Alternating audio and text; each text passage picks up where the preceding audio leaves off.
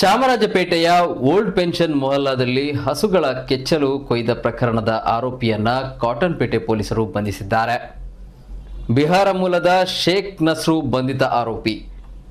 ಮದ್ಯದ ನಶೆಯಲ್ಲಿ ಕೃತ್ಯ ನಡೆಸಿರುವುದಾಗಿ ಆರೋಪಿ ತಪ್ಪೊಪ್ಪಿಕೊಂಡಿದ್ದಾನೆ. ಕೃತ್ಯ ನಡೆದ ಸ್ಥಳದಿಂದ ಸುಮಾರು 50 ಮೀಟರ್ನಷ್ಟು ದೂರ ಇರುವ ಪ್ಲಾಸ್ಟಿಕ್ ಹಾಗೂ ಬ್ಯಾಗ್ ಹೊಲಿಗೆ ಅಂಗಡಿಯಲ್ಲಿ ಕೆಲಸ ಮಾಡುತ್ತಿದ್ದ ಆರೋಪಿ ನಸ್ರು ಒಬ್ಬನೇ ಕೃತ್ಯ ಎಸಗಿದ್ದಾನೆ. ಬೇರೆ ಯಾರೂ ಭಾಗಿಯಾಗಿಲ್ಲ. ಆದರೂ ತನಿಖೆ ಮುಂದುವರಿಸಲಾಗಿದೆ ಎಂದು ಪೊಲೀಸರು ತಿಳಿಸಿದ್ದಾರೆ. ಭಾನುವಾರ ಬೆಳಗ್ಗೆ ಘಟನೆ ನಡೆದಿದ್ದು ಪಶು ಆಸ್ಪತ್ರೆಯಲ್ಲಿ ಹಸುಗಳಿಗೆ ಚಿಕಿತ್ಸೆ ಕೊಡಿಸಲಾಗಿದೆ. 3 ಹಸುಗಳು ಪ್ರಾಣಾಪಾಯದಿಂದ ಪಾರಾಗಿವೆ ಎಂದು ತಿಳಿದು ಬಂದಿದೆ. ಆರೋಪಿಯ ವಿರುದ್ಧ ಬಿಎನ್ಎಸ್ ಸೆಕ್ಷನ್ 325 ಅಡಿ ಪ್ರಕರಣ ದಾಖಲಿಸಲಾಗಿದ್ದು ಜನವರಿ 24 ತನಕ ನ್ಯಾಯಾಂಗ ಬಂಧನಕ್ಕೆ ಒಪ್ಪಿಸಲಾಗಿದೆ. ಆರೋಪಿಯನ್ನ ಪರಪ್ಪನ ಅಗ್ರಹಾರ ಕೇಂದ್ರ ಕಾರಾಗೃಹಕ್ಕೆ ಕಳುಹಿಸಲಾಗಿದೆ.